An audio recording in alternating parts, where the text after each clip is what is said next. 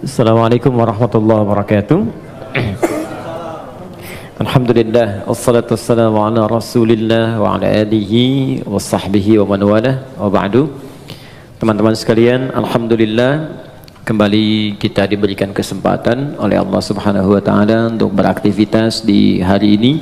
Semoga insyaallah hari ini aktivitas kita mendapat bimbingan dari Allah Subhanahu wa taala dan mudah-mudahan lebih baik daripada hari-hari sebelumnya. Ini penting saya ingatkan dalam setiap kesempatan supaya kita bisa mengoreksi dulu yang telah kita kerjakan, kemudian membangun visi baru pada hari-hari yang akan kita lalui.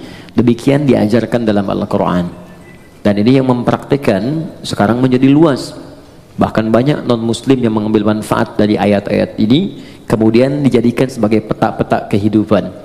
Itu ayatnya sering kita hafalkan, bahkan dibaca dalam setiap kesempatan sholat. Namun tidak sedikit kemudian yang menurunkan itu menjadi detil bimbingan kurikulum dalam aktivitas hidup.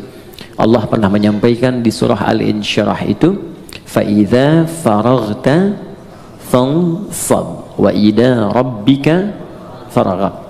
فَإِذَا فَرَغْتَ فَانْصَبْ. Jika engkau telah menuntaskan aktivitas di hari itu, maka kemudian siapkan untuk yang besok. Kalau Nabi biasanya malam-malam tuh beliau evaluasi dulu, istighfar, mengevaluasi kekurangan diri di rumah tangga, apa yang kurang, bergaul dengan tetangga apa yang harus diperbaiki, bergaul dengan banyak orang apa yang harus dilengkapi. Dari situ kemudian beliau istighfar sampai 100 kali, 70-100 kali. Padahal sifat beliau itu maksum, dijaga dari salah. Hanya apa yang dikerjakan Nabi, kata Allah, sesungguhnya itu bukan sekedar untuk pribadinya beliau, tapi lebih banyak ditunjukkan kepada umatnya. Kalau Nabi kan dijaga dari berbuat salah, kalau kita tidak ada penjagaan. Karena itu diajarkan oleh Nabi setiap akan istirahat di malam hari, coba banyak mengoreksi diri. Manfaatnya tidur juga akan lebih enak. Ketika orang banyak merenung di kesempatan malam, sebelum tidur dia istighfar, koreksi diri, itu cenderung hatinya lebih tenang. Karena itu ketika dibawa tidur, tidurnya lebih rileks, lebih santai, lebih enak. Beda ketika orang masih mengumpulkan persoalan dalam benaknya dan belum melahirkan ketenangan dalam jiwanya. Beda antara solusi dengan tenang itu lain. Ya, tenang itu belum tentu mendatangkan solusi seketika. Tapi ketika ketenangan itu tiba, walaupun solusi belum datang, tapi jiwanya semakin nyaman. Karena itu di dalam Al-Quran sering diajarkan amalan-amalan yang diantara manfaatnya membuat jiwa kita tenang.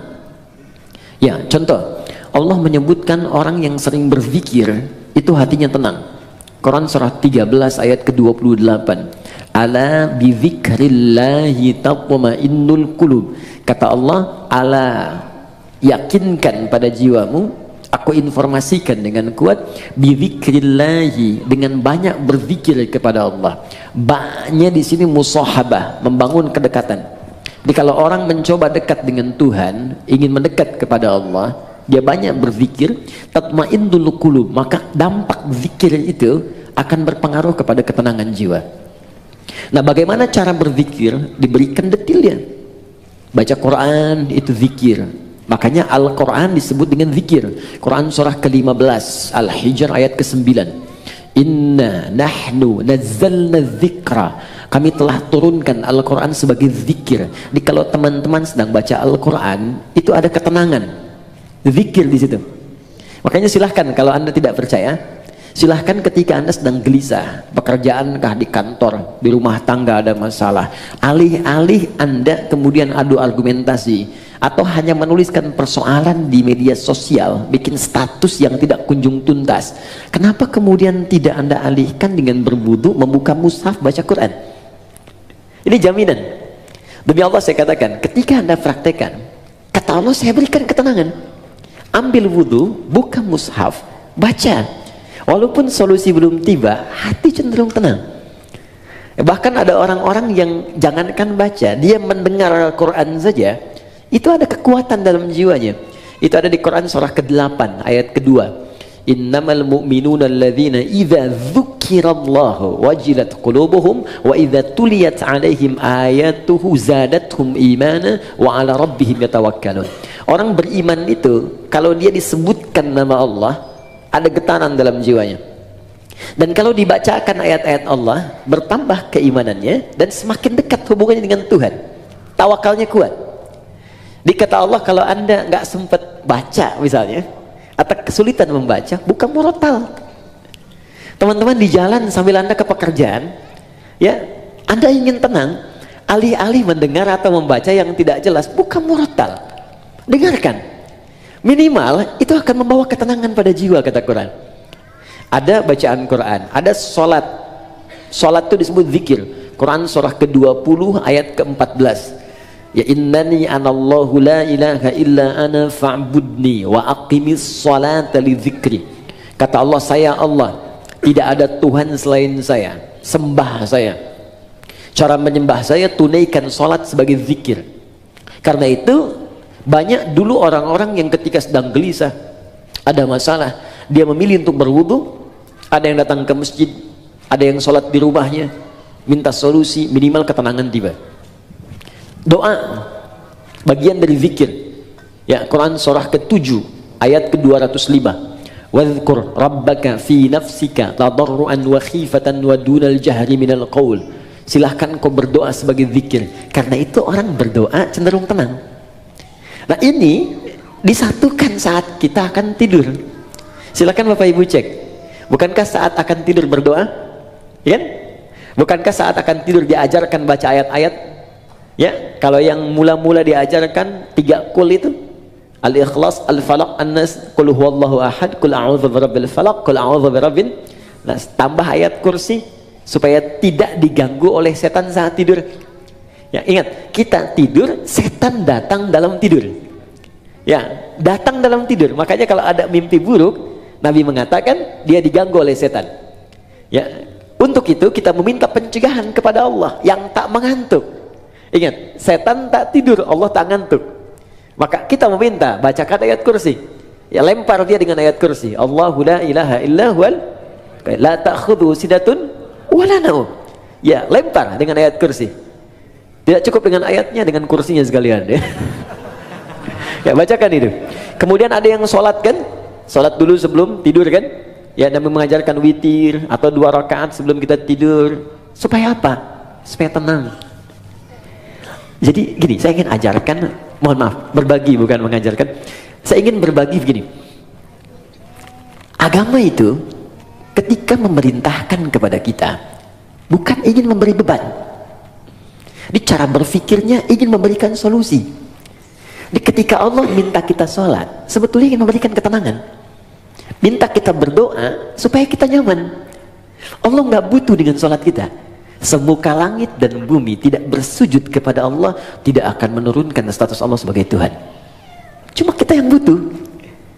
Makanya ketika dipanggil hayya 'alas shalah, Anda bertanya kenapa sholat? Kata Allah lewat suara azan, hayya 'alal falah.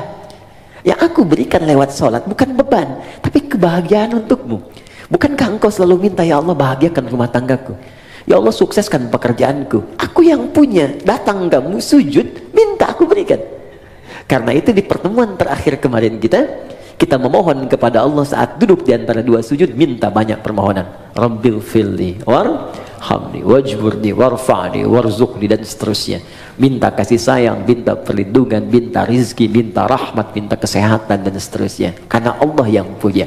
Pertanyaannya, kenapa banyak orang meminta dalam sholat kemudian belum ada yang terkabul, atau satu dari sekian banyak belum dicapai?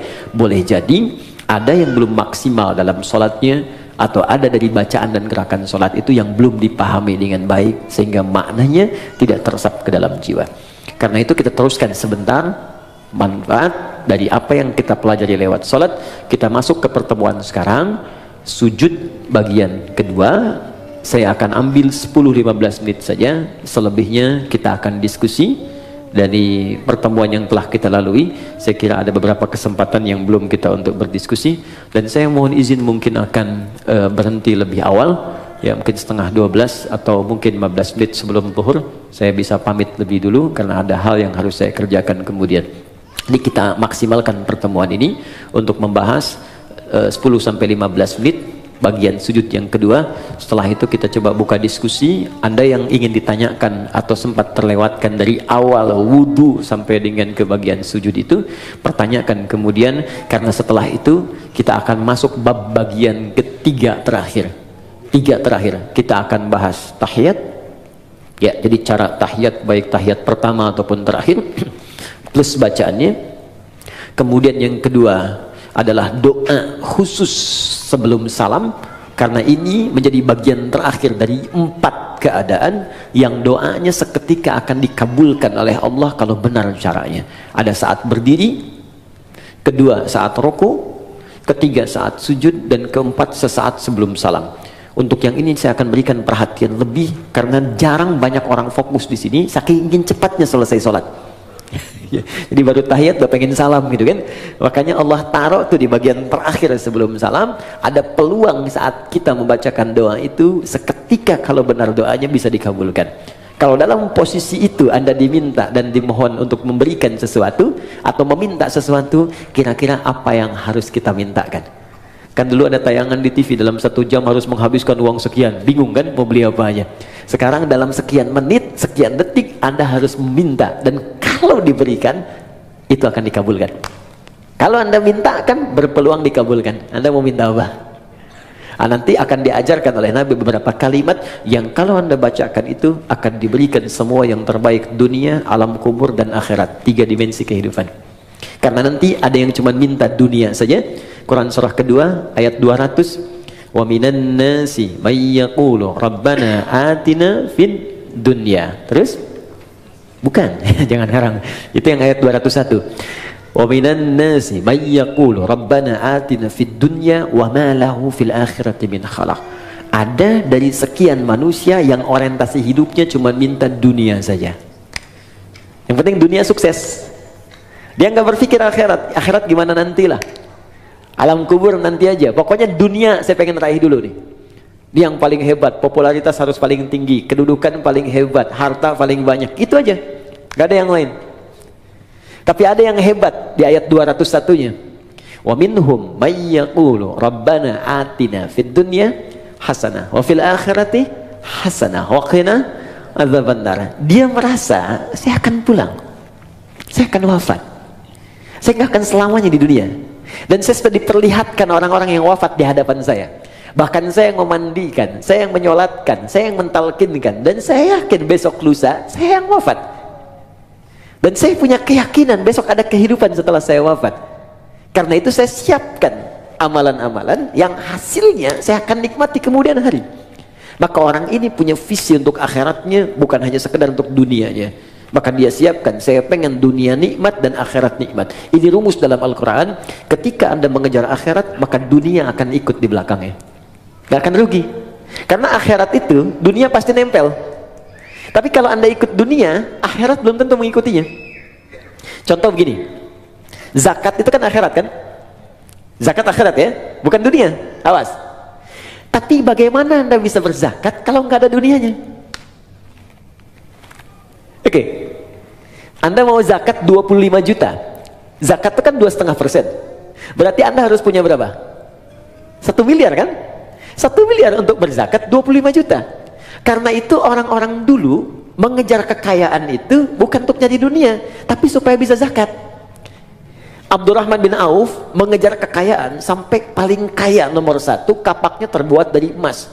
Apa motivasinya? Supaya saya bisa zakat, supaya saya sedekah, supaya saya infak. Ya. Jadi motivasinya ke situ. Begitu dikejar untuk zakat, infak, sedekah, dunia ikut. Coba, yang dapat 1 miliar padahal yang keluar cuma 25 juta. 975 jutanya silahkan nikmati dunia Anda. Tuh.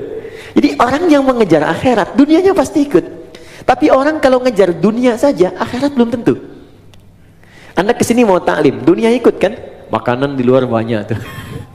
Dunia tuh, kue banyak. Saya kalau taklim tuh taklim, tukang somai, tukang ini, tukang ini, dunia ikut semua. Tapi kalau sengaja beli somai, belum tentu dapat taklim. Sederhana ya. Woi, sekarang plus templar lagi. Oke, jadi visi mengejar akhirat itu tidak harus kemudian meninggalkan dunia, karena otomatis. Ibnu Qayyim al-Jauziyah beliau berkata, perlakukan dunia seperti bayangan. Bayangan. Kalau dikejar itu gak akan pernah ketangkap.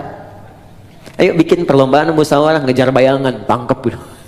Silakan, akan ketemu. Tendangan tanpa bayangan, bayangannya aja nggak bisa diikutin. Ya? Baik, silakan. Maka kata Ibnu Qayyim al-Jauziyah, cara menangkap bayangan jangan dikejar. Berbalutlah Anda, berjalanlah, maka dia akan mengikuti. Maka dunia seperti bayangan yang ketika Anda tinggalkan berbalik, dia akan mengikuti Anda dalam kehidupan. Jelas sampai sini? Baik, ayatnya nanti bisa kita kumpulkan teman-teman. Sekarang saya sempurnakan dulu, setelah itu kita bisa berdiskusi pada hal-hal yang mungkin ini kita dialogkan insya-Allah. Oke. Sujud yang pertama, kita diminta oleh Allah kemudian untuk merendahkan diri kita, menyempurnakan penghambaan kita kepada Allah Subhanahu wa taala. Tidak ada penyembahan yang sempurna, ketaatan yang paling dalam, penghambaan yang paling luar biasa tajam kecuali saat manusia bisa menundukkan kepalanya menyentuh ke dalam lantai yang ia pijak. Jadi ketika seseorang sudah mulai bersujud, itu pertanda dia sudah merendahkan diri yang paling dalam. Dulu orang-orang di zaman dulu ada Persia, ada Romawi, bahkan ditiru kemudian oleh kerajaan-kerajaan di Nusantara di masa-masa lalu sebelum datang Islam. Untuk kemudian menghormati rajanya, dia ada yang bersujud, ada yang ruku seperti ini sudah kita bahas, ada yang sujud kemudian dia menempelkan bahkan kepala di lantainya untuk menandakan kepatuhan kepada rajanya. Apa yang didapatkan dari raja-raja dunia ini? Maaf, tidak seluruhnya diberikan. Tidak semua kebutuhan diberikan. Belum tentu dia sehat diberikan obat. Belum tentu keperluannya diberikan. Belum tentu dia gelisah ditenangkan. Tapi kemudian Allah berfirman, datang padaku, sujud kepadaku, ketika engkau sujud, aku berikan apapun yang kau butuhkan dalam kehidupan. Bahkan turun Quran surah ke-48 ayat 29 yang pernah kita bacakan di pertemuan lalu. Muhammadur Rasulullah walladzina ma'ahu asyidda'u 'alal kuffar ruhama'u bainahum tarahum ruk'an sujjada yabtaghuna fadlan minallahi wa ridwana. Umat Muhammad SAW itu tegas pada segala hal yang menyimpang, tapi juga penyayang terhadap sesamanya. Anda akan lihat mereka sering ruku dan sujud. Saat posisi sujud itulah dia kemudian bermohon kepada Allah semua kemuliaan yang mampu dia dapatkan. Itu tantangan. Jadi begitu Anda merendahkan di hadapan Allah, maka Allah berikan apa yang kamu butuhkan, aku akan berikan. Maka keluarlah hadis Nabi SAW. Perhatikan baik-baik kalimat Nabinya yang disampaikan dari Ibnu Abbas. An Ibnu Abbas radhiyallahu taala anhuma. Hadis riwayat Ibnu Abbas, semoga Allah meridai kepada beliau dan kepada kedua orang tuanya. An Nabi sallallahu alaihi wasallam, beliau menerima riwayat ini dari Nabi sallallahu alaihi wasallam. Perhatikan kalimatnya, aktsirud du'a. Jika Anda dalam posisi sujud, maka perbanyak permintaan. Doa. Minta, minta, minta, minta, minta. Ada seorang datang kepada Nabi, ya Rasulullah, tolong doakan saya masuk surga. Tolong doakan saya masuk surga. Apa jawab Nabi? Fa'inuni bikasratis sujud. Maka bantu saya dalam doa itu dengan engkau beramal memperbanyak sujud. Bahkan untuk surga pun sujud. Untuk dunia mau minta, silakan. Karena itulah di kesimpulan terakhir, orang yang sujudnya benar, ketika dia sujud menghambakan dirinya, dia katakan subhana rabbiyal a'la, maha suci Allah yang paling tinggi di antara semua yang pernah dapati dalam kehidupan. Wa bihamdi, aku memujinya. Subhanakallahumma bihamdika Allahumma ighfirli, aku minta ampun ya Allah kalau selama ini aku salah dalam penghormatan, salah dalam penghambaan, ampuni saya ya Allah. Maka bangkit dia, didudukkan oleh Allah. Kata Allah, silahkan mau minta apa, aku berikan apapun yang kamu butuhkan. Maka Nabi ajarkanlah duduk di antara dua sujud untuk meminta kepada Allah beberapa permintaan yang kita butuhkan. Rabbi firli warhamni wajburni warfa'ni warzukni. Dari sekian yang kita bahas di pertemuan yang lalu, ada 7-8 permintaan. Silahkan minta. Makanya minta dengan hati, jangan cuma di lisan. Ketika Anda mengatakan Rabbi firli, ingat punya dosa apa. Awas, jangan hambar. Kalau cuma hambar, cuma di lisan. Kalau cuma minta di lisan, itu sudah banyak yang mengerjakan.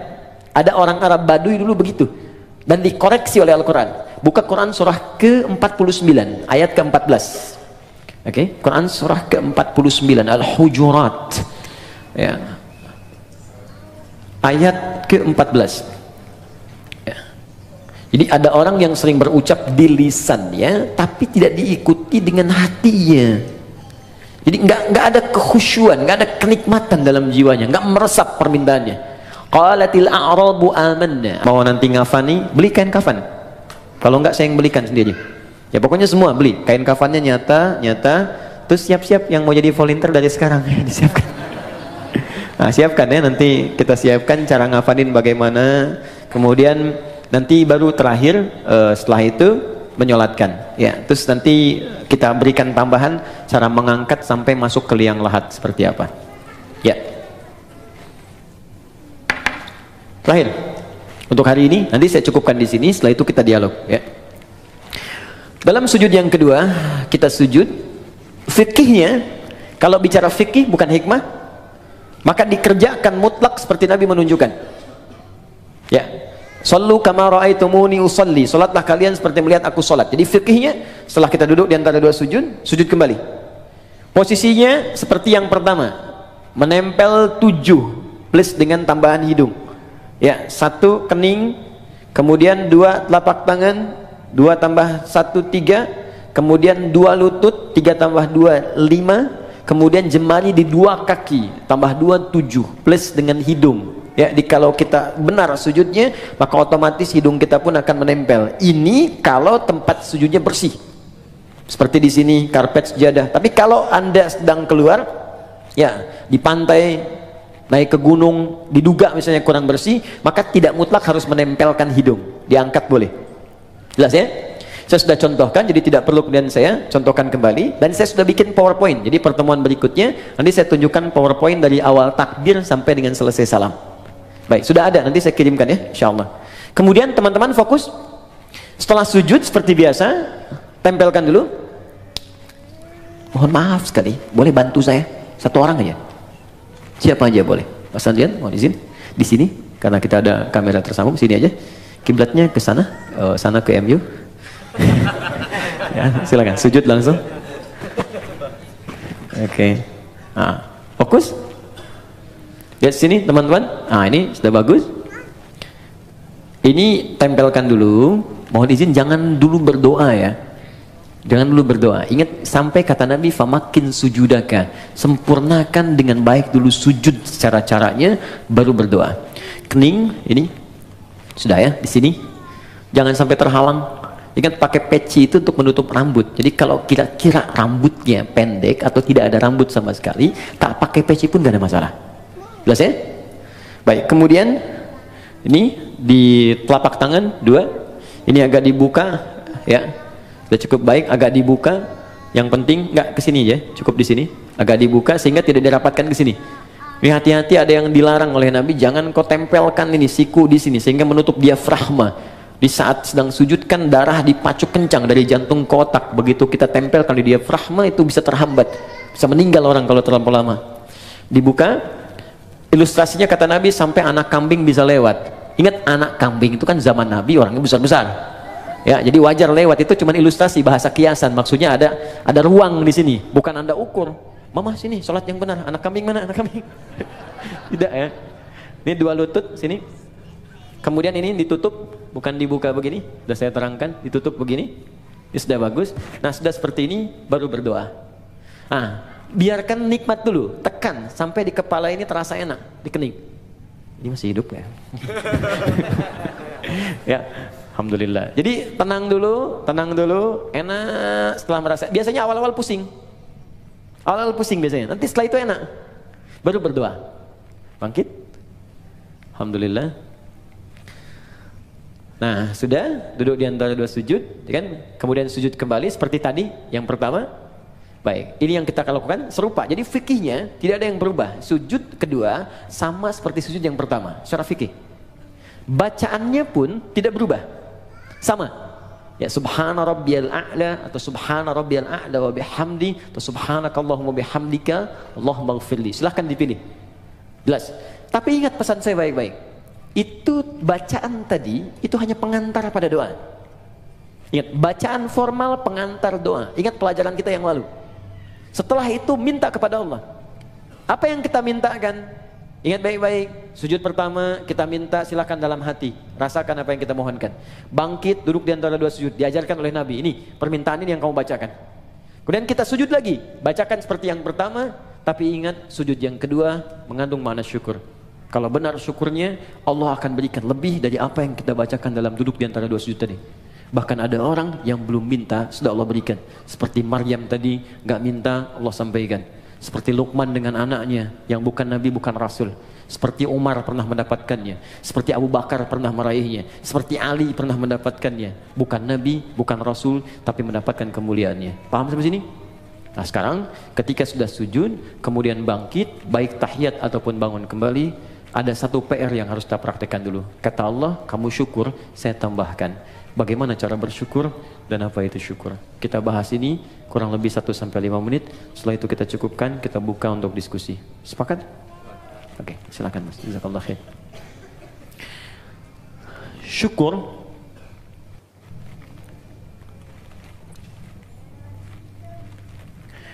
artinya usaha untuk mengungkapkan, upaya untuk mengungkapkan rasa terima kasih,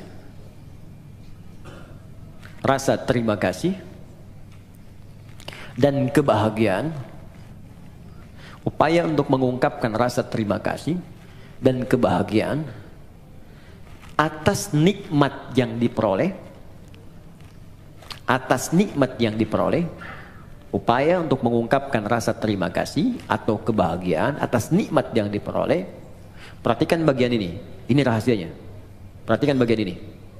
Dengan cara menggunakan nikmat itu sesuai dengan ketentuan yang Allah tetapkan. Dengan cara menggunakan nikmat itu sesuai dengan ketentuan yang telah Allah tetapkan.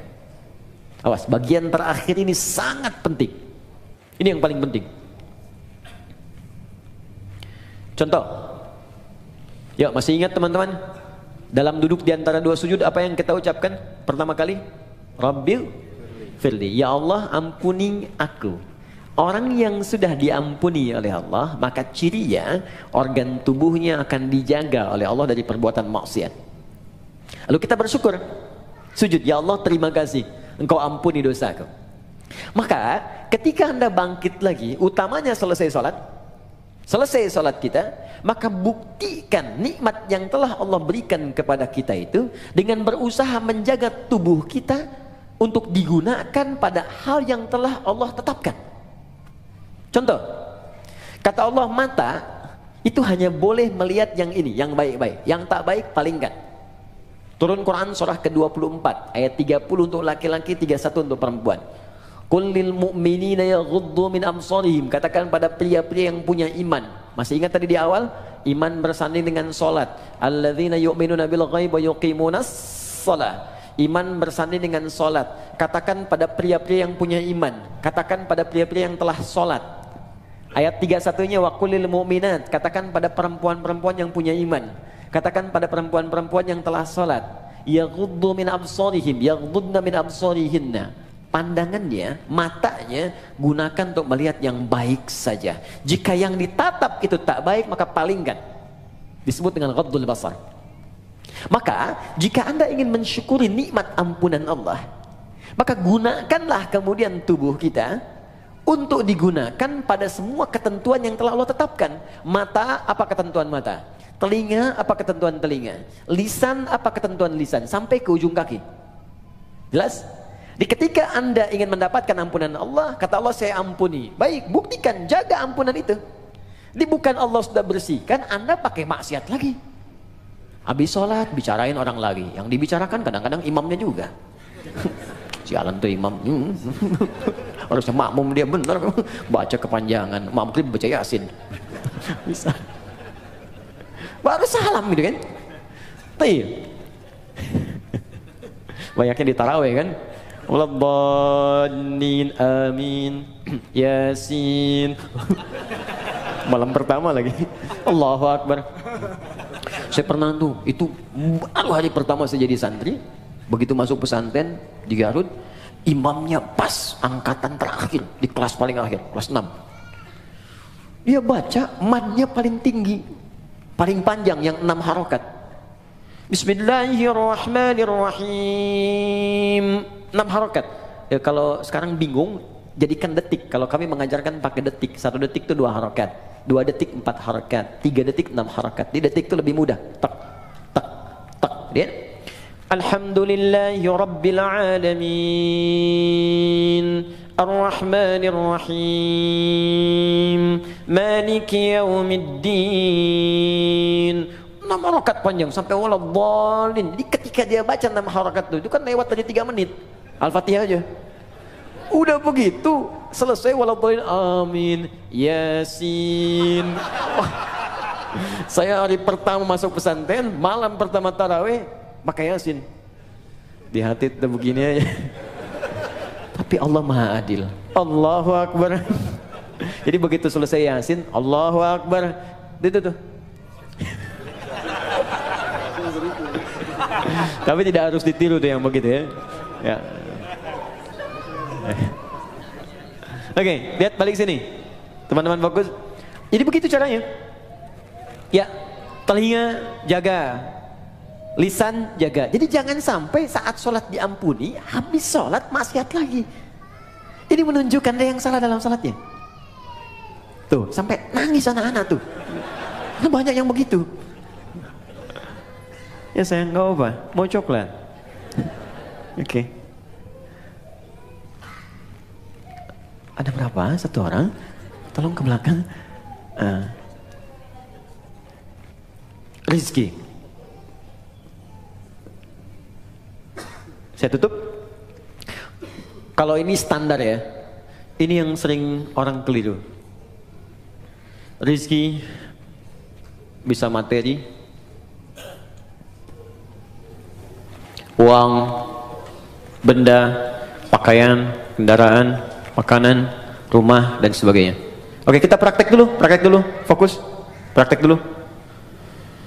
Kita minta warzuqni, ya Allah berikan aku rizki. Allah jawab.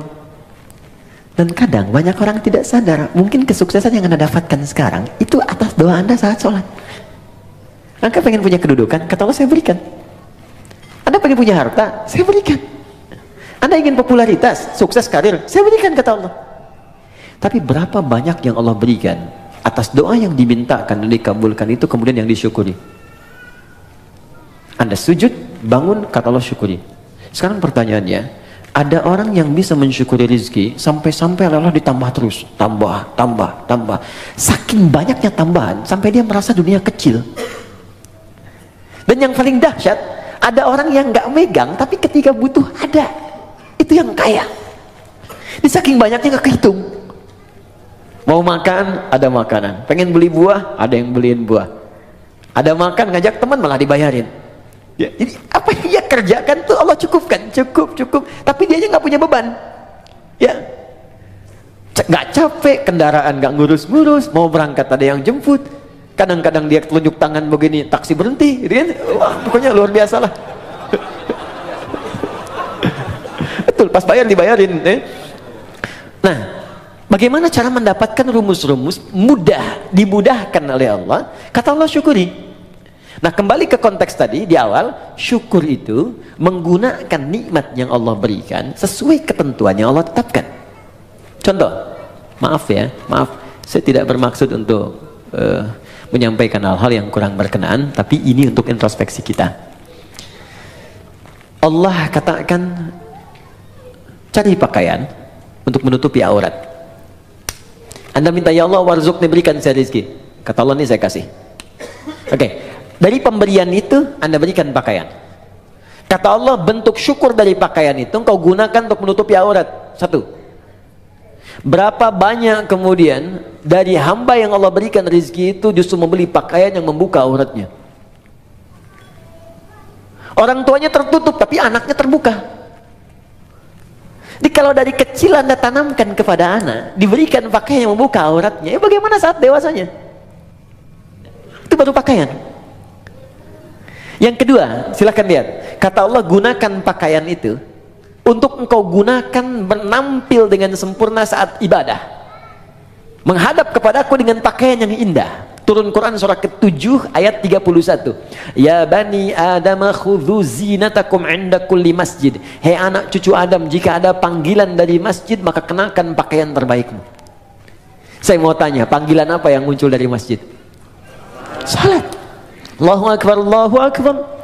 Makanya orang khusyuk itu di pertemuan yang lalu masih ingat? Ketika dia akan menghadap Allah, dia kenakan pakaian terbaiknya. Allah yang panggil. Antum ini dapat undangan Sabtu Ahad yang ngundang manusia, tampilan luar biasa. Ada yang pesan dulu, jasnya dibikin dulu, sepatunya juga bikin dulu, mereknya ditampilkan dulu, hanya untuk penuhi undangan manusia yang belum tentu memenuhi kebutuhan kita, yang belum tentu memberikan solusi pada persoalan kita. Diundang makan cuman sekali, nambah nggak bisa ya. Solusi belum tentu hilang. Untuk menghadapi manusia saja tampilan kita luar biasa. Kata Allah, kenapa ketika aku undang tampilan kau biasa-biasa saja?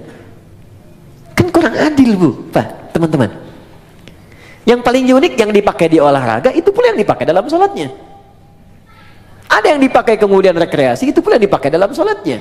Apakah salah? Tidak, sah menurut hukum. Tapi untuk bentuk syukur yang sempurna itu belum paripurna. Jelas sampai sini? Baik. Saya kasih rumus begini. Ini rahasia. Tapi saya coba dan hasilnya luar biasa. Baik, fokus baik-baik ya. Jadi begini. Kalau kita dapat rezeki, sekali lagi ini rahasia. Kalau kita dapat rezeki berupa materi, rumus cepatnya pakai dulu untuk ibadah. Pakai untuk ibadah dulu, sehingga pertama hisab kita akan ringan di hadapan Allah. Ya, saya biasanya kadang Allah titipkan kasih pakaian lewat si fulan yang kirim kain, kirim pakaian. Tak pernah saya terima pertama kali kecuali saya coba pakai ibadah dulu. Even itu orang cuma pakai kasih kaos, pakai sholat sunnah, pakai baca Quran, pakai sholat dulu. Maka apa yang terjadi? Karena semua benda yang akan kita kenakan itu akan bersaksi di hadapan Allah di hari kemudian. Ya, termasuk anggota tubuh. Al-yauma nakhtimu ala afwahim wa tukallimuna aydihim wa tashhadu arjuluhum. Jadi mulut dikunci, tangan kaki bersaksi, termasuk benda-benda yang kita pijak kita kenakan. Di surah Az-Zalzalah, idza zulzilatil ardu wa akhrajatil ardu wa qala al-insanu yauma idzin tuhadditsu akhbaraha. Pada saat kiamat itu terjadi akan ada hisab dan semua benda yang kita pijak, yang kita kenakan akan bersaksi di hadapan Allah. Bayangkan teman-teman, ketika baju itu tiba-tiba berkata kepada Allah, ya Allah, saya bersaksi, saya pernah dikenakan oleh si fulan ini untuk sholat kepadamu. Ya Allah, saya bersaksi dikenakan oleh si fulan ini, ya Allah, bangun tahajud mengenakan aku. Allahu Akbar. Ya fulan, ketika aku berikan kepadamu nikmat berupa pakaian, apa yang kamu kerjakan? Ya Allah, saya bersaksi, pertama kali saya gunakan untuk memenuhi panggilanmu ke masjid. Maka sepatu itu berkata, benar ya Allah, Anda gunakan. Buka pintu, rumah Anda, masuk ke ruangan kamar Anda, buka kemudian lemari pakaian Anda, coba lihat setiap helai pakaian Anda, berapa banyak yang sudah digunakan untuk ibadah. Jangan-jangan ada di antara pakaian itu yang hanya dipakai untuk digunakan maksiat saja selama hidup. Maka saran saya, cepat tutupi dengan ibadah sebelum dia bersaksi di hadapan Allah dan memberatkan timbangan Anda pada keburukan. Anda sudah minta motor, sepeda aja belum bisa membawa Anda ke masjid. Ya Allah, aku pengen motor. Kamu ini gimana? Minta motor, beban kamu akan berat. Sepeda aja belum mampu mengantarkan kau ke masjid. Itu si fulan, sepeda dia nggak punya, motor nggak pernah mimpi, mobil nggak pernah berharap. Kakinya bisa dipakai mengantarkan dia ke masjid. Jarak dia ke masjid 2 kilo. Kamu cuma 20 meter ke masjid. Sepeda sudah saya berikan, motor sudah saya limpahkan, mobil saya anugerahkan, mereknya bermacam-macam, belum mengantarkan kau juga. Maka nikmat apalagi yang harus aku berikan kepadamu supaya engkau mau berangkat ke masjid itu? Jadi kalau ada teman-teman mengatakan warzukni, ini hati-hati ya. Anda meminta dalam salat warzukni, ya Allah berikan aku rizki, dan sudah Allah limpahkan, tapi rizki itu belum mampu mendekatkan Anda kepada Allah, maka mesti berhati-hati. Jangan-jangan ada istidraj di dalamnya. Istidraj. Limpahan yang terasa nikmat, tapi di balik itu ada kumpulan azab yang sedang menunggu. Maka segera bertobat, coba dicek Punya sepeda pernah dipakai untuk mengantar ke masjid belum? Pernah dipakai ibadah belum? Punya motor pernah dipakai ibadah belum? Punya mobil pernah dipakai ibadah belum? Pakaian berapa banyak pernah digunakan ibadah? Tulisan pena, handphone berapa banyak dipakai maksiat? Bandingkan dengan taatnya. Nah, semakin banyak ditata oleh kita untuk kepada hal-hal yang baik, syukur, maka semakin Allah akan tambahkan kepada kita nikmatnya. Itu gambarannya. Kalau ada yang macet di pertengahan, bukan karena dihambat, mungkin nikmat yang sudah ada belum dimaksimalkan untuk berbuat taat kepada Allah Subhanahu wa taala. Jelas sampai di sini? Oke. Karena itu kita cukupkan dulu sujud yang kedua, selesai kemudian tinggal aplikasinya. Ya, teman-teman, rezeki banyak ya. Ada anak-anak tuh, anak, cucu. Berapa yang sudah diinvestasikan pada kebaikan? Ingat, ketika Allah sampaikan jaga diri dari neraka, itu yang disebutkan pertama keluarga. Fokus, qu anfusakum wa ahlikum nara. Jaga diri dan keluargamu dari neraka. Diri keluarga, anak, pasangan, orang tua, ayah, suami, istri, selalu itu yang disebutkan. Itulah rezeki. Ya, saya cukupkan sampai di sini. Untuk sementara waktu kita berdialog dulu. Kalau ada yang mau bertanya atau ingin diperjelas dari mulai wudu sampai dengan sujud tadi bagian kedua, silahkan kita diskusikan. Karena yang pertemuan berikutnya kita akan langsung masuk kepada bab yang baru, yaitu tahiyat, doa sebelum salam, dan amalan pasca sholat. Saya perkenankan.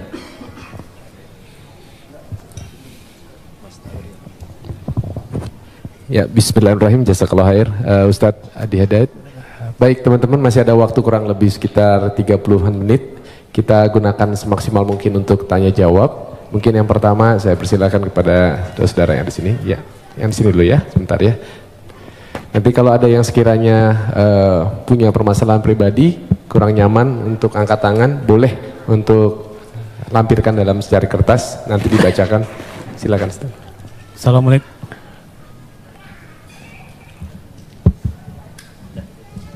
Assalamualaikum Ustadz. Nama saya Iksan Ustadz. Di kajian bulan lalu kan duduk di antara dua sujud ada dua cara Ustadz. Iftiros sama yang tafaruk. Yang kedua belum dikasih tahu Ustadz caranya, tafaruknya seperti apa. Baik. Duduk di antara dua sujud, saya mengatakan di pertemuan lalu, duduk dalam sholat itu ada dua jenis. Ya, duduk dalam sholat ada dua jenis. Satu disebut iftirash, kedua disebut tawarruk. Iftirash membentangkan bagian kaki kirinya untuk kemudian diduduki itu dan melipat bagian kanannya. Karena itu disebut iftirash, dari kata firash, sesuatu yang terbentang. Kasur disebut firash karena dibentangkan, kita tiduri itu. Duduk disebut iftirash karena kaki bagian kiri dibentangkan untuk kita duduki itu. Kemudian yang kanan dilipat. Contoh paling mudahnya, kita kemudian duduk seperti ini, kemudian yang kiri dibentangkan begini, kemudian duduki, yang kanan kemudian dilipat seperti ini. Jadi kalau kita menghadap ke sini, nah ini iftirash ya. Jadi seperti ini. Yang kirinya dilipat, kita duduki, yang kanannya ditekuk. Gini ya. Jelas ya? Kemudian yang kedua tawarruk, agak lebih santai. Ya, memasukkan kemudian bagian kirinya ke selak-selak betis bagian kanannya ke sini. Kemudian duduk ke tempat alas lantainya di sini. Di tawarruk, sehingga tawarruk terasa lebih santai. Ya, seperti ini. Jadi ini yang dilipat kemudian ke kiri, yang kanannya ini kemudian ditekuk bagian jari-jarinya. Jadi kalau saya buka, mohon maaf sekali sebesar-besarnya. Bismillah. Ini saya buka, jadi jemarinya seperti ini, dilipat ya. Ya, ini yang dilipat, ini tidak pakai ya, lipat. Nah, ini yang kiri dimasukkan, dilipat, diduduk seperti ini. Dia agak lebih santai. Nah, ini ada sejarah. Dia ada kisah kapan Nabi kemudian tawarruk, karena di awal-awal masa, saya mau izin kenakan kaos kaki dulu ya, sehingga nanti ada orang potong video itu Ustadz aneh katanya kan. Kanan pakai kaos kaki, yang kiri tidak. Ini sekarang masanya agak repot nih. Oke. Jadi ada nanti kisahnya. Jadi kenapa Nabi asalnya iftirash terus, iftirash bahkan di tahiyat. Makanya nanti di beberapa mazhab termasuk Maliki, nanti saat tahiyat, baik tahiyat pertama ataupun yang terakhir, semua duduknya iftirash, kayak yang tegak. Nah, tapi nanti di akhir-akhir masa beliau hidup, itu kemudian beliau tawarruk pada bagian keduanya. Ya, makanya ada perdebatan yang sangat menarik di dalam fikih Maliki dengan Syafi'i. Ya, ketika kemudian Imam Malik ditanya, kenapa anda kemudian tawarruk, tidak tawarruk tapi iftirash dua-duanya? Kata Imam Malik, karena saya mengikuti Nabi di awal masa sholat itu, beliau kemudian duduknya iftirash semua. Nah, tawaruk itu ketika beliau sudah mulai lemah di akhir, makanya yang terakhir cenderung lebih santai, ya kan? Karena keadaannya sudah mulai agak lemah, maka di akhir cenderung santai karena tahiyat terakhir lebih lama daripada tahiyat yang pertama. Tapi jawaban Imam Syafi'i pun sangat bagus. Kata Imam Syafi'i, kita kan diperintahkan mengikuti Nabi, ya kan? Jadi kalau Nabi tawaruk, kita ikut tawaruk. Nabi iftiras, kita ikut iftiras. Kalaulah logikanya Nabi kemudian sudah lebih sepuh sehingga kemudian lebih nyaman tawaruk, kenapa dua-duanya tidak tawaruk tapi satu iftiras satu tawaruk? Karena itu Imam Asy-Syafi'i lebih memilih untuk yang satu iftiras tahiyat pertama, yang kedua kemudian tawaruk. Imam Malik mempertahankan iftirasnya. Dua-duanya benar, yang salah yang sambil baringan gitu ya. Baik. Jadi jangan berdebat pada dalil yang memudahkan. Adapun duduk di antara dua sujud, ya maka duduknya iftirash, bukan tawarruk, iftirash. Jadi ingat, hanya ada dua duduk dalam salat, iftirash dan tawarruk. Iftirash dan tawarruk keduanya bisa dipakai dalam tahiyat, tapi di antara dua sujud hanya iftirash saja, bukan tawarruk, kecuali pada kondisi kaki yang bermasalah sehingga tidak bisa iftirash, maka silahkan, jangankan tawarruk, kaki maju ke depan pun satu itu boleh ya. Jadi jangan marah ya teman-teman. Di Mekah misalnya kan ada sholat, tiba-tiba orang Arab kakinya begini satu saat tawarruk, ya kan? Nah, ini tandanya sedang ada masalah di kakinya, nggak sopan nih sama Allah. Bukan begitu, dia sedang ada masalah ya. Jadi silahkan, mau begini silahkan, mau gini silahkan, kalau sedang memang ada kesulitan ya. Kaidah fikihnya apa? Ad-daruratu tubihul mahdzurat. Dalam kondisi yang darurat, maka yang terlarang menjadi dibolehkan untuk sementara. Ingat ya, larangan yang dibolehkan itu sifatnya bukan permanen tapi sementara. Lihat contoh, ini sering saya sampaikan. Anda pergi ke hutan, kemudian di hutan sulit menemukan makanan halal, yang ada cuma babi. Kalau tak makan itu, maka bisa melemahkan fisik, bisa wafat.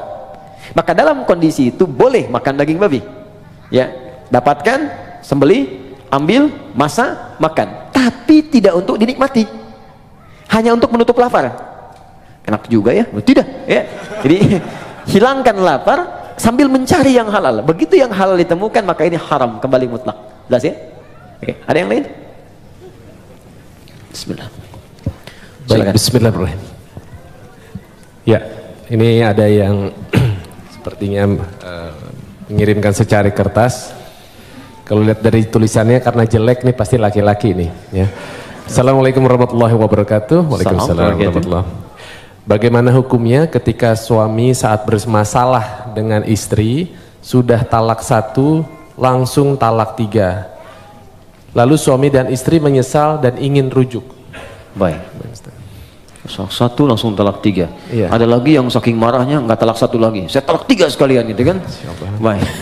Nah, jadi teman-teman, saya mau katakan begini, kita harus belajar dulu fikih munakah, fikih rumah tangga. Di dalam bahasan munakahat rumah tangga itu ada bagian talak. Talak itu asalnya bukan untuk memisahkan, tapi solusi terakhir untuk menyatukan kembali. Asalnya bukan untuk memisahkan, tapi solusi terakhir untuk menyatukan kembali. Bagian paling akhir. Quran surah kedua Al-Baqarah ayat 229. Sampai nanti panjang sekali ya, sampai 230, 231 sampai ke 233-nya diselang lagi masuk 234 rumah tangga lagi. Jadi pertama, talak ketika dikeluarkan itu ada urutan. Urutan pertama, jika punya persoalan jangan sampai keluar kalimat talak dulu. Kembali dulu ke Quran surah keempat An-Nisa ayat 34 sampai 35. Fokus. Ar-rijalu qawwamuna 'alan nisa, paling kiri sebelah atas. Ar-rijalu qawwamuna 'alan nisa bima faddalallahu ba'dahum 'ala ba'din wa bima anfaqu min amwalihim fas-salihatu qanitatun hafizatun lil ghaibi bima hafizallah wallati takhafuna nushuzahunna. Perhatikan, laki-laki pemimpin di rumah tangganya bagi istrinya, hati-hati karena Allah berikan bekal kepadanya untuk memimpin. Di antaranya bekal mencari nafkah, bekal melindungi, bekal menyayangi, ada di situ. Jangan tertukar. Sedangkan istri yang solihah, kata Allah cirinya 2, yang paling pokok. 1, menaati Allah dengan menaati suaminya ketika dia meminta pada yang baik. 2, menjaga nama baik keluarga, terlebih suami, khususnya ketika tidak sedang bersamanya. Maka jika terjadi hal, awas hati-hati, yang bisa berpotensi memecah belah kehidupan rumah tangga, menyebabkan perselisihan, maka saya berikan urutan-urutan kepada Allah. Satu, fa'idhuhunna, komunikasikan dengan baik. Di situ diartikan nasihati. Sebetulnya wa'adha itu bukan sekedar memberikan nasihat, tapi cara komunikasi yang baik. Karena nasihat pun kalau disampaikan dengan cara komunikasi yang tidak baik, jadi keterimanya akan beda. Kamu ini akan nggak bisa mengerti. Itu kan sebenarnya mudah sekali. Ya, memang gampang disampaikan, cuma nyakitin gitu. Ya, jadi kalaupun Anda ingin memberikan nasihat, kata Allah, saling menasihati, maka lakukan dengan komunikasi yang baik, yang bagus di situ. Ya, kalau nggak ketemu, wahjuruhunna fil madaji', coba saling merenung dulu. Pisahkan dulu tempat tidurnya. Merenungkan dulu. Kenapa saya menikah dulu? Apa visi yang dibawa saat akan menikah dulu? Apa harapan-harapan yang dibangun? Kenapa Allah saya pertemukan dengan si fulan? Kenapa dengan si fulan? Renungkan sampai di situ. Belum ketemu juga, maka cari orang ketiga yang bisa menjembatani, terutama keluarga. Makanya saya sering katakan pada yang belum menikah, kalau cari wali, cari orang yang paling dekat hubungannya, yang paling mengerti kita. Makanya kenapa harus ayah? Karena nanti dari 3 tanggung jawab ayah, itu 2 diberikan pada suami yang telah akad selesai, yang 1 tetap jadi tanggung jawab orang tua, khususnya ayah. Yang 2 itu apa? 1, pemberian nafkah. Begitu saya terima nikahnya, ya, si fulana binti fulan sekian dibawa air tunai, itu kewajiban memberi nafkah pindah kepada suaminya. Kedua, pemberian kasih sayang dan perhatian, perawatan. Ya, perawatan yang merawat, kemudian menyayangi. Makanya nanti ada ayat-ayat, jangan sakiti pasanganmu, bapaknya tak pernah melukainya, ibunya tak pernah membentaknya, ayahnya tak pernah memukulnya. Masa kamu yang dipercaya bukan pada laki-laki lain kemudian harus menyakitinya? Turun Quran surah keempat ayat 19. Bahkan kalimat iman dilekatkan di situ. Kalau kamu ada persoalan, jangan cepat marah, kata Allah. Boleh jadi di balik masalah itu saya kirimkan hikmah yang besar supaya kamu belajar lebih baik. Kemudian yang ketiga, untuk memberikan perhatian. Nah, ini yang ketiga, orang tua masih punya. Makanya nanti ketika ada persoalan di rumah tangga, itu yang jadi wali terlibat memperhatikan. Dan boleh jadikan untuk konsultasi, tanya. Aku ada persoalan, begini masalahnya. Boleh tanya. Ya, karena itu bahasa Qur'annya, perhatikan. Fa in khiftum shiqaqa bainihima fab'athu hakaman min ahli wa hakaman min ahliya. Jika Anda khawatir rumah tangga sulit dipertahankan, kemudian berat persoalannya, nggak bisa diselesaikan sendiri, maka cari orang bijak di antara keluarga untuk menengahi. Bicara. Ngobrol. Kalau nggak ketemu juga, maka jalan yang paling tinggi terakhirnya adalah talak itu keluar. Ya. Tapi talak yang paling menarik, wal mutallaqatu yatarabbasna bi anfusihinna thalathata quru. Kata Allah, perempuan-perempuan yang ditalak itu, juga laki-laki yang menalaknya, setelah talak dikeluarkan itu hendaklah dia menunggu 3 kali masa suci.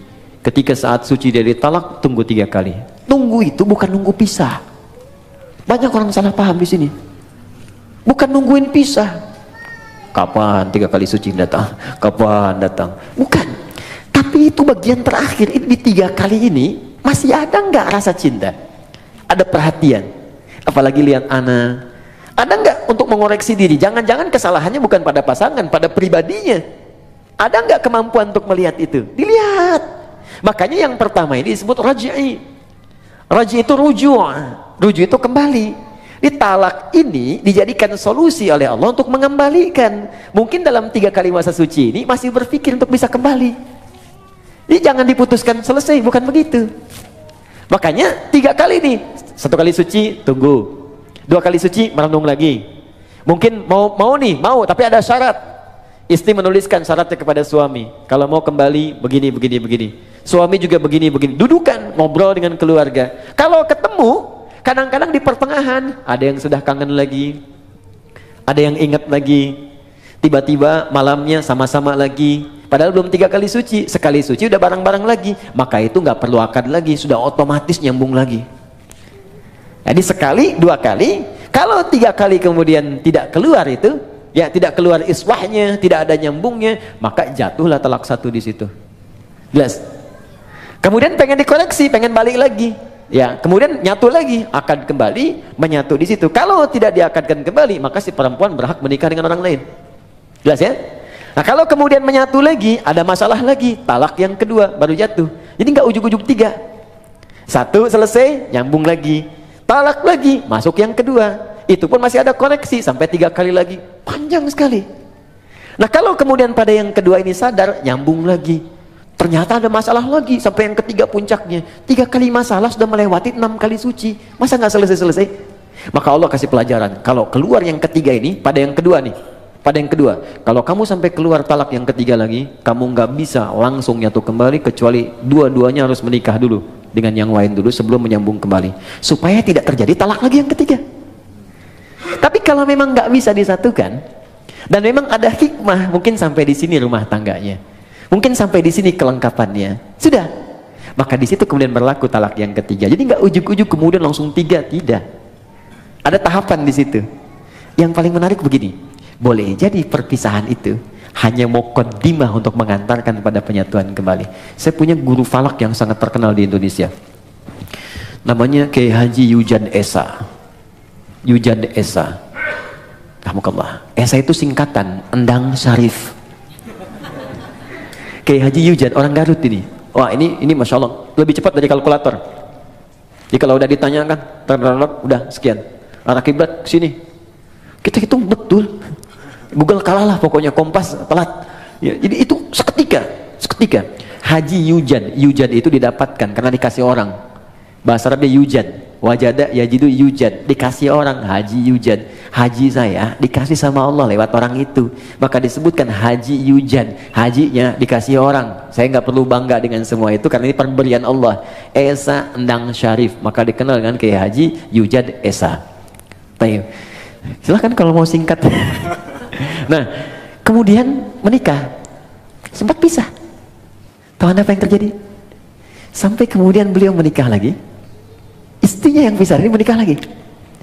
Di akhir masa hidupnya, dalam keadaan sepuh, istri yang ini meninggal, suami yang itu meninggal, dan menyatu kembali yang tadi.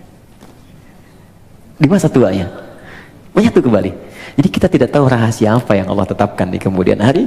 Yang bisa kita jalani adalah apa yang terjadi di rumah tangga, ikuti ketentuan yang ditetapkan oleh Allah. Itu pasti solusi. Kalau punya masalah, duduk bicara, komunikasi yang enak. Terus perannya dilihat, Anda laki-laki, di perempuan. Kalau perempuan kata Allah, datang kepada laki-laki. Laki-laki itu pemimpin. Masih ingat kata-kata saya? Ciri khas pemimpin itu apa? Ya, ciri khas pemimpin tidak mau dipimpin. Dia hanya menerima masukan, tidak menerima saran. Ya, jadi kalau masuk kepada pemimpin, masuknya harus dengan cara yang tidak langsung. Biasanya kalau tidak tanpa muqaddimah, papa sih begini-begini, balik lagi tuh. Tapi kalau kita masuk dengan cara yang lembut, saya mohon maaf kalau selama ini banyak salah, emang. Ya nggak apa-apa, terima aja dulu, nggak apa-apa. Iya, tapi mungkin Allah kirimkan papa untuk menyempurnakan apa yang kurang pada diri saya. Capek, nggak apa-apa. Ya memang hidup kita harus capek, Pak. Ya tidak ada yang tidak capek. Kalau tidak capek mungkin kita sudah kembali kepada Allah. Saya bukan apa-apa, saya hanya takut ketika Allah tanya di kemudian hari, kenapa engkau tidak jaga pasanganmu dengan baik? Silakan Pak, kalau ada yang salah bisa dikoreksi. Saya siap. Saya hanya khawatir sebelum pulang kepada Allah membawa beban yang tidak bisa saya selesaikan di dunia. Hari pertama diam, tapi malam dia akan berpikir. Tengah malam mungkin menangis. Besok-besok tiba-tiba datang kepada Anda. Ternyata saya yang punya salah mah. Tuh kan, bener kan saya bilang kemarin. Tapi itu bisa terjadi. Ya, sholat, dalam sujud minta, ya Allah sentuh hatinya ya Allah, berikan kebaikan pada jiwanya ya Allah, ya Allah berikan kemuliaan, engkau pasangkan dia kepadaku bukan pada yang lain ya Allah, maka mohon ya Allah ringankan hisabku di hari kiamat. Itu lebih mudah. Jelas ya? Dan itu insya Allah akan indah. Bu, ada satu ya teman-teman akhwat, ini kisah nyata di masa lalu. Ini mungkin awet untuk rumah tangga. Jadi setiap suaminya mau tugas di masa lalu, dia selalu berdandan rapi dandan, terus diantar sampai ke depan pintunya, sampai dilihat bayangannya hilang. Ya, dia cium tangannya, suami cium kemudian keningnya, dia berangkat sampai katakan, dan selalu dibisikkan di telinganya, Pak, sayang, kami mendoakanmu, insya Allah sukses pekerjaan, tolong jangan cari yang haram, kami karena kami satu detik pun tidak akan kuat di neraka, kami sanggup menahan lapar seharian, tapi tak akan sanggup bisa berada di neraka walau sedetik. Dibisikkan di telinganya, jalan. Setiap pulang, dandan lagi yang rapi. udah dandan, udah rapi, dan menariknya bawa sapu. Bukan mau nyapu. Begitu suami datang, cium tangannya, duduk, makanan disiapkan lagi. Masya Allah, kalau bahasa kita, ayah sudah pulang, semoga Allah berikan segala kebaikan, kemuliaan, menghilangkan rasa penat. Aku mohon maaf, hanya ini yang terbaik yang aku bisa berikan. Kalau ada yang kurang-kurang kau marah, kau pukul pun silahkan, aku rela. Diberikan sapunya. Dan tidak pernah dalam hidupnya terjadi pertengkaran yang luar biasa. Insya Allah. Bisa seperti itu. Suami mau berangkat, kan? Siapkan, danda, kirimin SMS, kan? Sayang, insya Allah lancar ya hari ini aktivitas. Yakinkan pada dirimu aku bersamamu dalam suka dan duka. Wah. Dijawab sama suami, kamu kenapa, sehat? Oke. Itu terakhir. Assalamualaikum, saya ingin bertanya, jika mendapatkan rizki, sebaiknya dipakai umrah ibadah dahulu atau lebih diutamakan untuk kebutuhan terlebih dahulu? Karena takut kedepannya tidak cukup untuk memenuhi biaya hidup. Oke, teman-teman begini, jangan dipisahkan semua ibadah. Ya, memenuhi kebutuhan rumah tangga dan ibadah aspek yang lain secara ritual itu Allah sudah atur dengan sedemikian rupa. Contoh, Anda bekerja, dapat rezeki berupa harta benda tertentu dengan jumlah tertentu. Apa yang pertama kali harus dilakukan dengan harta ini? Turun Quran surah keempat ayat 34, paling kiri sebelah atas. Infakkan lu untuk keluarga. Jadi pertama keluarga. Jelas? Ar-rijalu qawwamuna 'alan nisa bima faddalallahu ba'dahum 'ala ba'din wa bima anfaqu min amwalihim. Jadi Anda cek nih kebutuhan keluarga itu berapa? Dalam sebulan cek berapa. Dapat 80 juta, kebutuhan 40 juta dari keluarga. Masih ada lebih kan? Makanya kelebihan ini sudah Allah ukur. Allah tetapkan nisab namanya. Jadi ada nisab di situ. Setiap ada 85 gram emas dengan nominal sekian, emas itu akan terus naik kan? Sesuai dengan masanya. Masa Nabi mungkin kurang dari 1 juta, naik lagi. Sekarang 1 gram udah 700.000. Ya kan? Baik, jadi ini kurang lebih sudah 60 juta ke atas. Maka ketika Anda mendapatkan ini, kata Allah, ini pun silahkan keluarkan zakatnya dulu. Baru keluar zakat. Zakat pun keluar setelah melewati batas ini. Ya, 85 pas ke atas keluar zakat. Bahkan ada pendapat di ulama pun, jika zakat ini pun, awas hati-hati, bisa berpengaruh terhadap kebutuhan keluarga yang memang dibutuhkan nilainya segitu, maka ini belum dikeluarkan. Ya, ada pendapat demikian. Jadi ketika kebutuhan keluarga 75 juta misalnya, dibutuhkan betul, ya mohon maaf, kemudian dapatnya 60 juta, ini sudah masuk kategori nisab. Hanya nisab ini pun keluar zakat, itu ditunda setahun. Kalau bertahan lebihnya ada, kan? Baru kemudian keluar. Ya, ada yang menyebutkan haul di sini. Karena itu, jika kemudian ini masih belum mencukupi, maka ini tidak keluar. Tutupi dulu ini. Di Anda bayangkan, zakat saja yang sifatnya wajib keluar ketika nisab muncul, itu bisa ditunda atau tidak keluar ketika kebutuhan keluarga belum tersalurkan. Kalau sifatnya betul-betul mendesak. Tapi kalau sifatnya asumsi, nih kebutuhan kita misalnya 60 juta nih dalam sebulan, saya dapat 75 juta, ya, atau saya dapat 60 juta pas. Tapi masih asumsi, belum jelas ini, maka rumus cepatnya keluarkan zakat lebih baik. Karena rumusnya ketika Anda keluarkan, Allah berikan 10 kali lipat. 10 kali lipat dari yang dikeluarkan. 10 kali lipat ini jangan dihitung dari uangnya, dari nilainya. Boleh jadi dijaga yang nilai 60 juta ini supaya dia berkurang. Sakit tidak ada. Kebutuhan ini tiba-tiba dibelikan oleh orang lain. Ini yang menjadi gratis. Anak-anak dapat beasiswa. Akhirnya yang 60 juta tinggal 30 juta. Anda masih nyimpan 25 juta. Udah sampai sini? Oke, nah sekarang kita kembalikan ke umrah. Ustaz, saya dapat rezeki nih. Saya pilih mana, umrah atau saya penuhi kebutuhan keluarga dulu? Kalau memang ada kebutuhan keluarga yang sangat mendesak yang harus dipenuhi, maka ini yang didahulukan. Ini kemudian diakhirkan. Caranya, simpankan untuk tabungan, nabung, tapi niatkan betul. Tuliskan tabungannya, cadangannya umrah, jangan diganggu untuk apapun. Misal, saya dapat rezeki 55 juta, kebutuhan keluarga 45 juta, ini harus saya dahulukan, masih sisa 55 juta. Maka Anda simpan misalnya 10 juta untuk umrah, 5 juta untuk cadangan ke sini. Jelas? Simpan, dapat lagi, simpan, dapat lagi, simpan, sampai terpenuhi baru berangkat.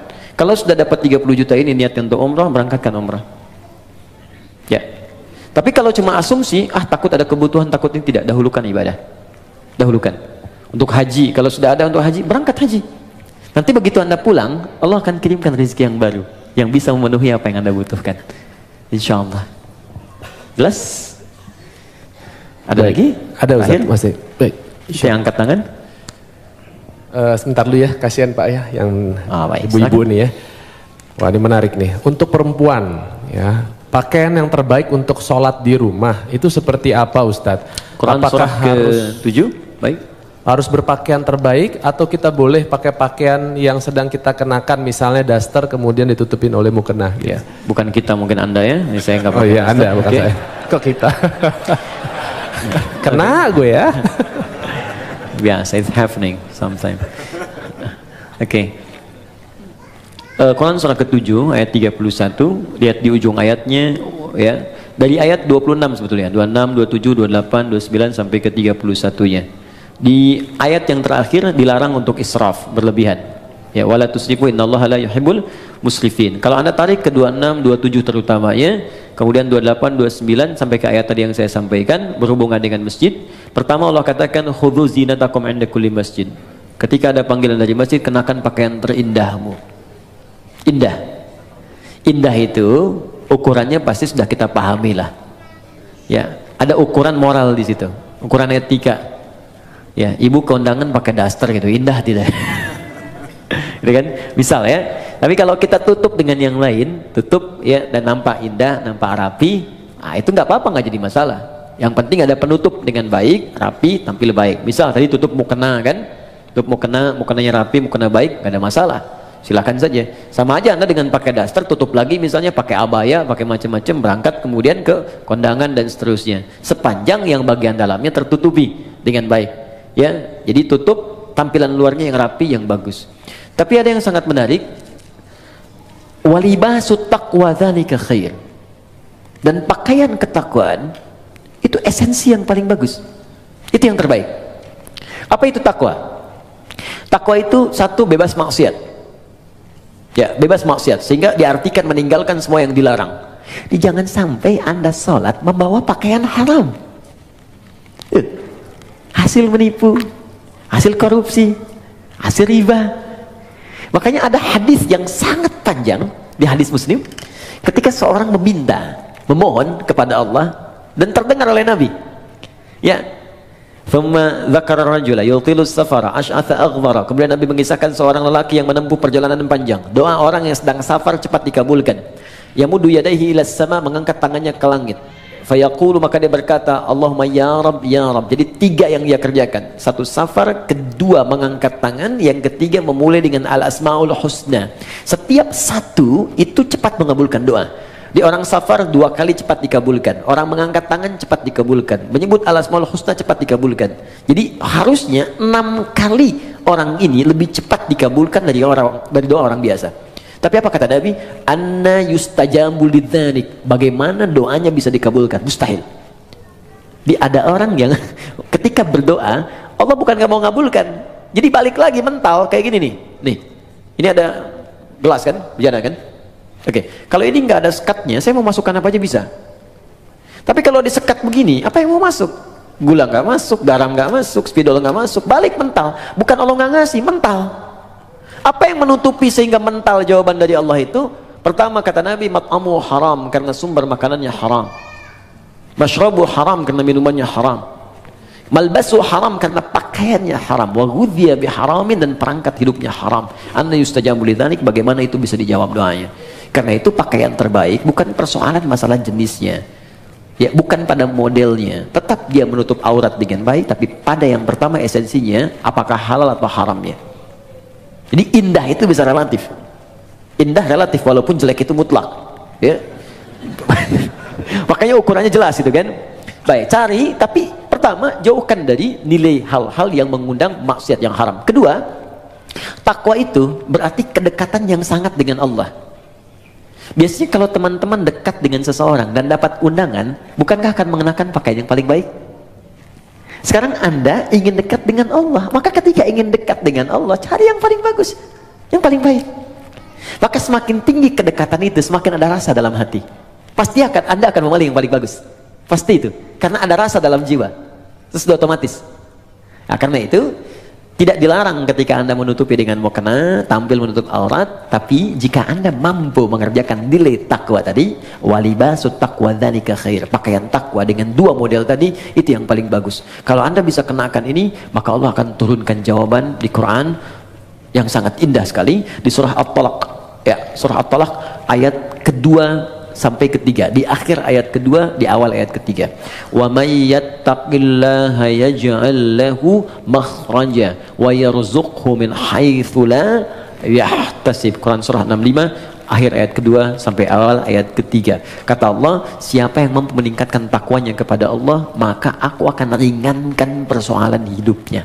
Bukan gak punya masalah, setiap ada masalah Allah ringankan. Dia mengalami masalah itu, cuman ringan. Awas ya, Ustadz pun bukan gak punya masalah, banyak. Ini masalah antum semua nih, pertanyaan. Ya, tapi ya kasih ringan gitu. Dan tidak harus jadi Ustadz. Dekati Allah, Allah pemilik semua solusi. Dan nanti ketika Anda mengalami persoalan itu, Allah ringankan. Bukan gak dapat masalah, diringankan sehingga ringan tuh. Enak. Oke, saya kira itu. Ya, Allah Taala alam. Cukup? Ya, baik. Ya. Oke, yang angkat tangan tadi ya. Ini penutup ya. Ya, Assalamualaikum warahmatullahi wabarakatuh. Assalamualaikum. Nama saya Bob Andinata.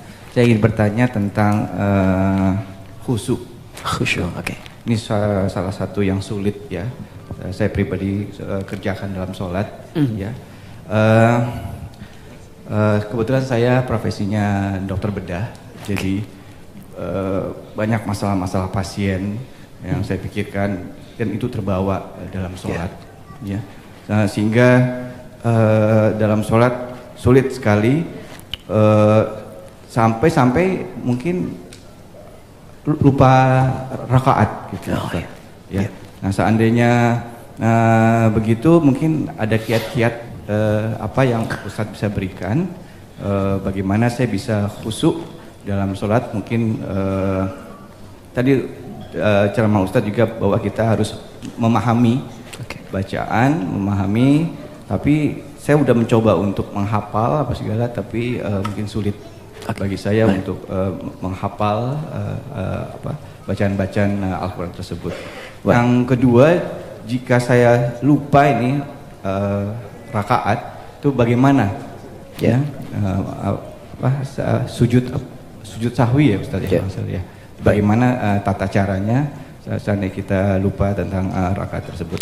Dan yang terakhir mengenai pertanyaan yang terakhir tadi mengenai pakaian yang didapat yang haram, ya, itu seandainya saya mendapatkan sesuatu yang haram, apa yang harus saya kerjakan? Apakah saya harus buang pakaian tersebut? Apakah saya harus berikan apa gimana? Begitu. Ya. Terima kasih. Waalaikumsalam warahmatullahi wabarakatuh.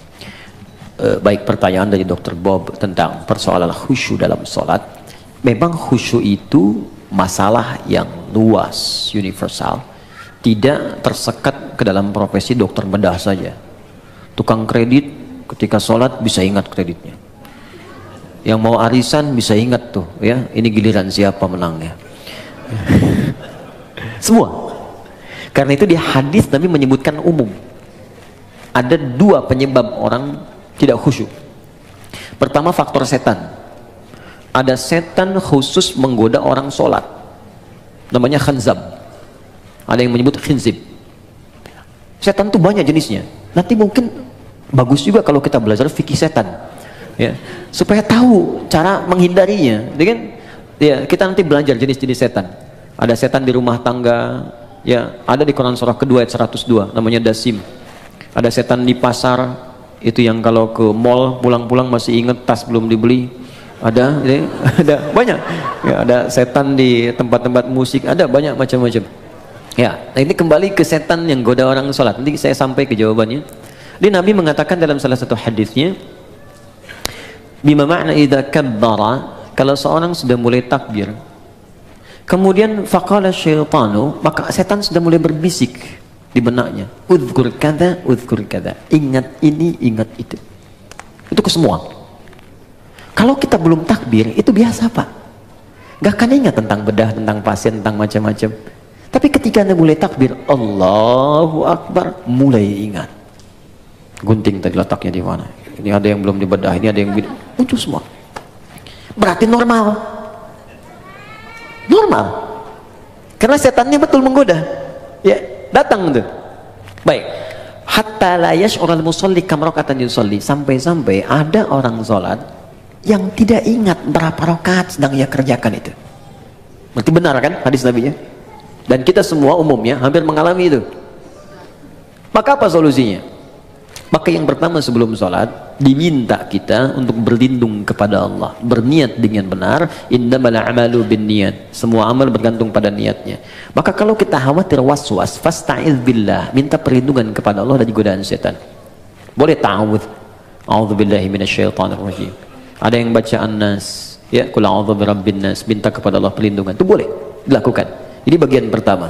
Dan ulama di sini nggak ada persoalan memohon kepada Allah perlindungan sebelum sholat, karena sholat dibuka dengan takbir secara bacaan, kemudian ditanamkan dengan niat. Yang kedua, ini yang paling penting, Quran surah ke 2 Al-Baqarah ayat 45 sampai 46. Sebelum sholat dibuat persiapan yang matang untuk sholat. Ya, kata Allah di ayat 46-nya, alladzina yadhunnuna annahum mulaqu rabbihim wa annahum ilaihi raji'un. Di ayat 45, khusyuk itu enggak mudah. Wa innaha lakabiratun. Salat itu enggak mudah, illa 'alal khasyin, kecuali bagi orang khusyuk.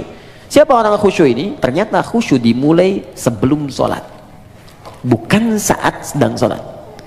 Jadi ada tahapan khusyuk dimulai sebelum salat. Apa persiapannya? Tadi, yadhunnuna annahum mulaqu rabbihim. Satu, orang khusyuk itu orang yang merasakan dalam jiwanya akan menghadap kepada Allah.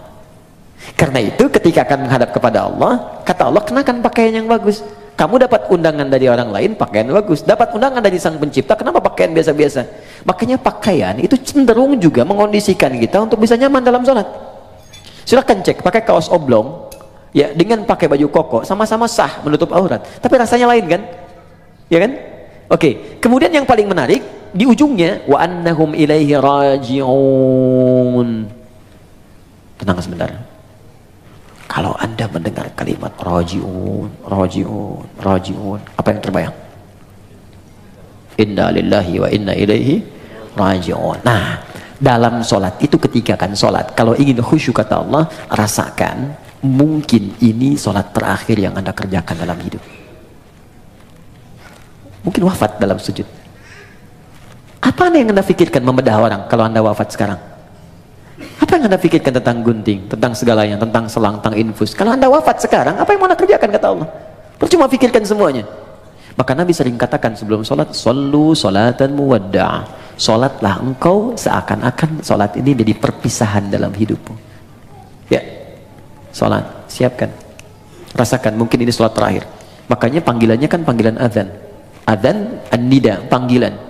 Oke, saya ganti namanya. Andi, ada namanya di sini? Tidak ada. Baik, kalau tidak ada, oh ada. Baik, kalau ada saya ganti dulu. Asep ada? Ada. Ah, pasti nggak ada. Suneo, nggak ada kan? Ah, pasti nggak ada. Suneo dipanggil Allah. Apa artinya? Kita dipanggil tiap hari. Adi dipanggil Allah, Bob dipanggil Allah, Hasan panggil Allah, Andi panggil Allah. Allahu Akbar, dipanggil kan? Mungkin sholat itu panggilan terakhir dalam hidup kita. Kalau kita sudah merasa itu panggilan terakhir dalam hidup, boleh jadi di situ kita akan mulai merasakan kenikmatan untuk pasrah kepada Allah. Kalau wafat dalam sujud itu. 2. 3. Ada isyarat di Quran surah ke-29 ayat ke-45. Utslu ma uhya ilaika minal kitab. Sebelum sholat baca dulu, pahami dulu, rasakan dulu semua makna bacaan dan gerakan dalam sholat. Wa aqimis shalah, baru tunaikan sholat dengan sempurna. Jadi ketika kita merasa akan wafat, kita merasakan baca Allahu Akbar, Allah Maha Besar, pikiran menerjemahkan, hati meresapi, Allah saya mengatakan kau Maha Besar, tapi dalam hidup saya selalu merasa besar dalam hidup. Pekerjaan saya katakan yang paling besar dalam hidup, dan seterusnya. Itu perasaan akan terbawa, sehingga membantu kita bisa lebih fokus dan nyaman dalam sholat. Jelas sampai di sini? Untuk bagian yang pertama. Karena itu saya sarankan, jangan capek dulu untuk semua dikerjakan. Sepekan ini saya mau belajar takbir dulu, pahami dulu. Sepekan kemudian saya belajar untuk iftitah, selanjutnya saya belajar Al-Fatihah, sampai sempurna kita. Bahkan ada ulama yang mengatakan ingat sholat saja sudah bagian dari khusyuk. Wah, ini 5 menit lagi adzan zuhur nih, sudah ingat tuh, itu bagian dari khusyuk. Oke? Baik, Kemudian yang selanjutnya saya lompat ke bagian terakhir, yang haram ketika hadir dalam jiwa kita atau kehidupan kita, bagaimana solusinya? Kalau dari pakaian dan sebagainya, ada sebagian yang ekstrem mengatakan buang, ada yang mengatakan bakar. Tapi kalau ada dari manfaat-manfaat bisa digunakan secara sosial, maka jumhur ulama lebih menyarankan arahkan kepada kepentingan sosial.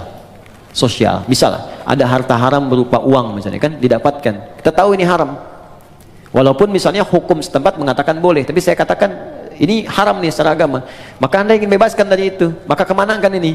Maka ulama jumhur mengatakan mayoritas berikan untuk kepentingan sosial, bikin jalan, bikin bangunan, bikin macam-macam yang sifatnya tidak konsumtif, ya bukan dimakan. Jadi jangan berikan pada anak yatim, jangan berikan pada fakir miskin, tidak, untuk yang sosial sifatnya.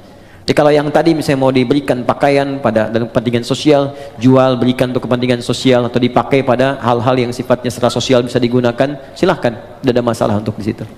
Saya kira itu yang bisa saya sampaikan, teman-teman.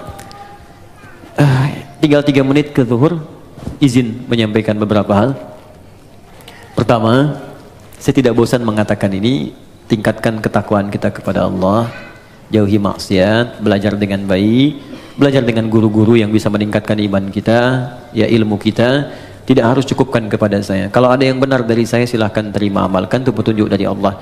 Kalau ada yang salah, itu mutlak kesalahan saya. Anda tinggalkan, maafkan saya, dan saya tidak sungkan untuk mengoreksi, sehingga apa yang Anda dapatkan kita semua bisa belajar dengan baik.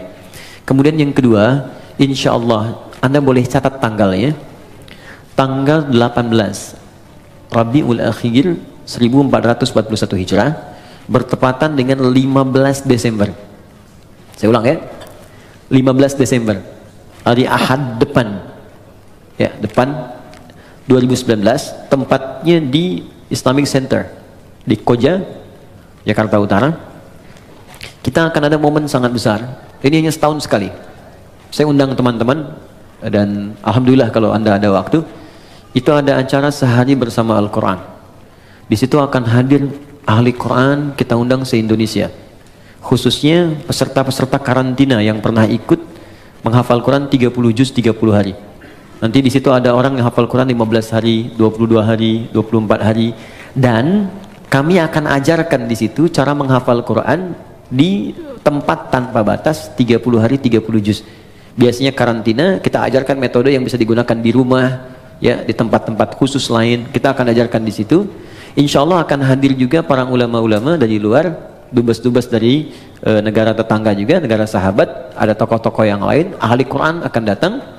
Kemudian, ini yang menarik, nanti ada wisuda untuk para penghafal Quran, yang mereka pun akan memakaikan mahkota kepada kedua orang tuanya. Ya, dari anak kecil sampai nanti ada ibu yang hafal Quran 78 hari dari Jambi. Itu takut naik pesawat, makanya pakai bis ke Lampung. Ternyata di Lampung yang daftar cuma 2 orang, akhirnya ke Bekasi. Dan suaminya mengatakan kalau belum hafal jangan pulang dulu. Ya, sampai hafal selesai, khusus untuk ibu itu nanti yang pakaikan mahkotanya suaminya, insya Allah. Nah, dan nanti biasa ketemu dengan ahli-ahli Quran, keluarganya bagaimana. Ada anak kecil, saya belum buka sampai sekarang. Saya nggak mau anak itu diekspos terlalu jauh sehingga kehilangan Qurannya. Ini anak bu, ini hebat bimbingan ibunya. Kita sekarang matangkan di Bekasi, dia ikut kelas dengan saya. Itu dia hafal Quran dengan nomornya, posisinya, temanya, ya sampai juga automatically Quran tak gitu, cepat sekali. Nanti saya tampilkan, saya kenalkan waktu tanggal 15 Desember nanti, jamnya dari jam 8 pagi sampai menjelang zuhur setengah 12. Jadi untuk sesi ta'limnya yang saya sampaikan jam 8 sampai sekitar jam 9 setengah 10. Jam 10-nya masuk nanti sesi untuk ada taklim, wisuda, ada juga nanti ulama-ulama yang lain untuk hadir.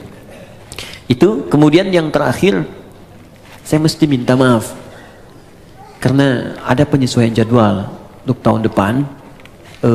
Sekali lagi saya mohon maaf sebesar-besarnya, tahun depan itu ada penyesuaian sehingga kesibukannya agak bertambah. Mungkin ini adalah pertemuan kita yang terakhir di tahun ini. Jadi saya mohon maaf sebesar-besarnya, kita bertemu lagi tahun depan ya. Tahun ini tahun terakhir ya, cuma nanti kita sesuaikan. Ini kan terakhir kan tahun ini ya kan, bulan depan kan tahun baru kan. Baik, jadi nanti insya Allah tahun depan kita dudukan lagi, mudah-mudahan waktunya kita bisa sesuaikan. Saya kira itu saja teman-teman. Kita doakan guru-guru kita, saudara-saudari kita, dan semoga semuanya mendapatkan hidayah Allah Subhanahu wa taala. Kita akhiri dengan doa kifaratul majlis. Saya salat zuhur di sini nanti karena waktunya sudah tiba, dan mohon izin langsung pamit. Subhanakallahumma wa bihamdika asyhadu an la ilaha illa anta astaghfiruka wa atubu ilaik. Allahumma taqabbal minna innaka antas samiul alim wa tub alaina innaka antat tawwabur rahim. Rabbana atina fid dunya hasanah fil akhirati hasanah wa qina adzabannar wa akhiru da'wana alhamdulillahi rabbil alamin. Assalamualaikum warahmatullahi wabarakatuh.